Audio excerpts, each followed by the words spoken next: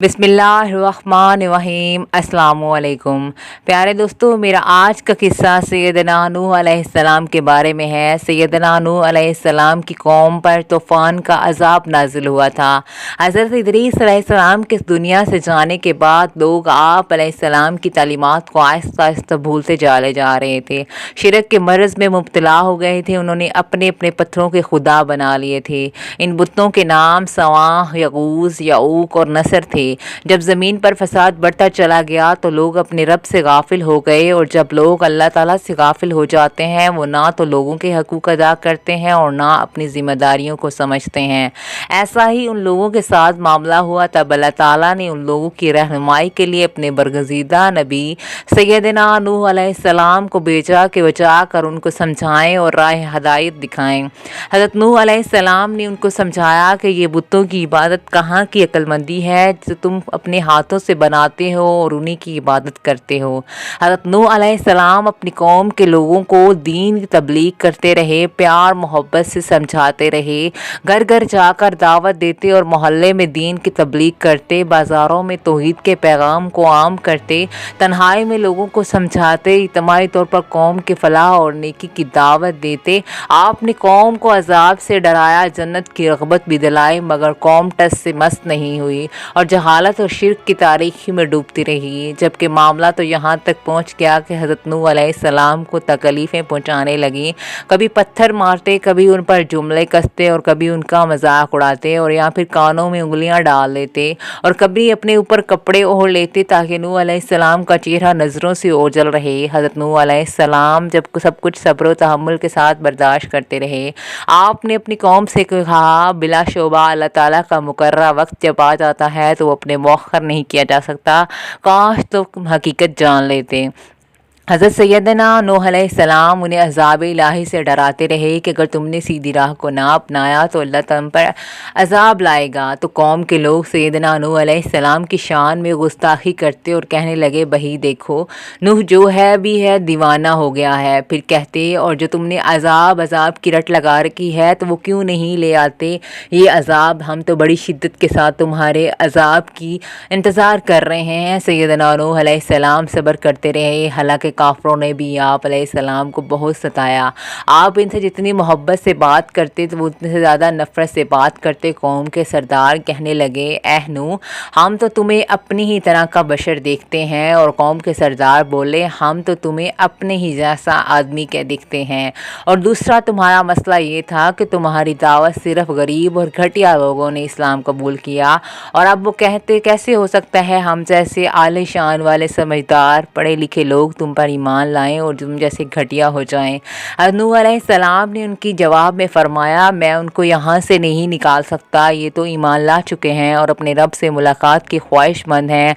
हालांकि अलबत्ता तुम लोग हकीकत से नावाकिफ़ हो। कौम के सरदार कहने लगे, ऐ नूह, हमने इन बुतों की मुखालफत की और उनकी वजह से तुम गुमराह समझते हो, बल्कि तुम्हें झूठा भी ख्याल करते हो। तुम भी झूठे हो और तुम्हारी तारीफ़ करने वाले भी झूठे हैं।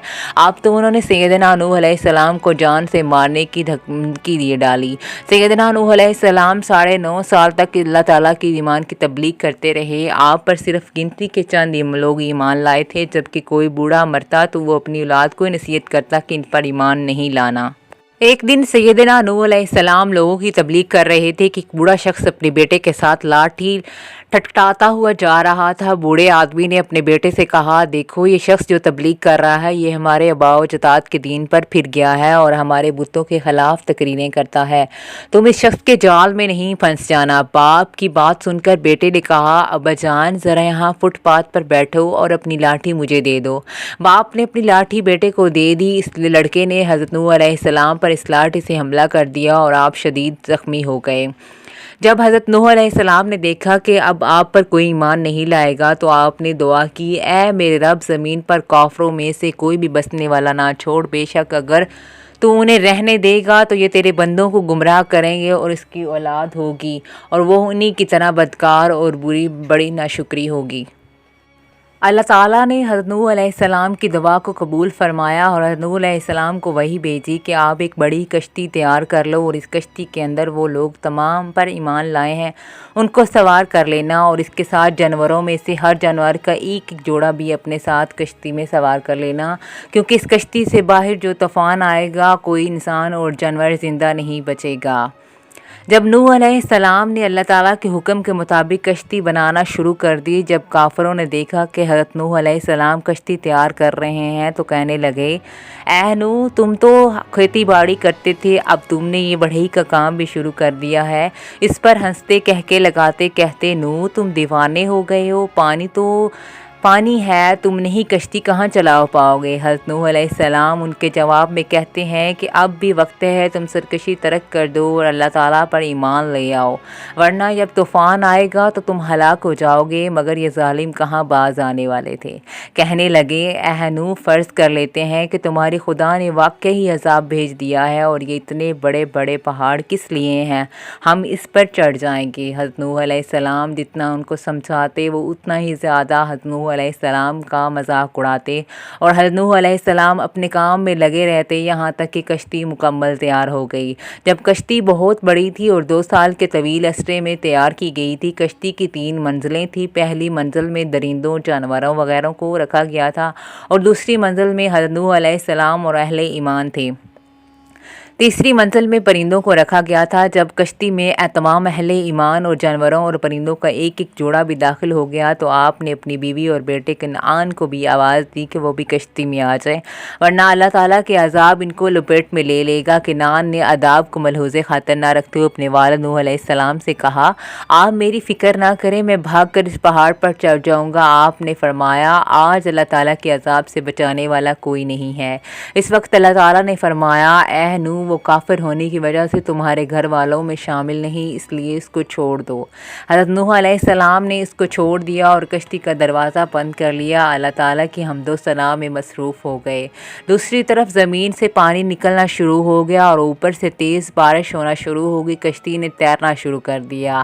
حضرت نوح علیہ السلام کی دعوت کو جن لوگوں نے قبول نہیں کیا تھا، حضرت نوح علیہ السلام کو جھٹلایا اور سب کے سب لوگ اس طوفان میں ڈوب کر ہلاک ہو گئے، اور حضرت نوح علیہ السلام کی کشتی اللہ تعالیٰ کے حکم سے تیرتی ہوئی جودی پہاڑ پر ٹھہر گئی۔ اس کے بعد اللہ تعالیٰ نے زمین کو حکم دیا کہ اپنا پانی نگل لے اور آسمان کو حکم دیا کہ تھم جائے۔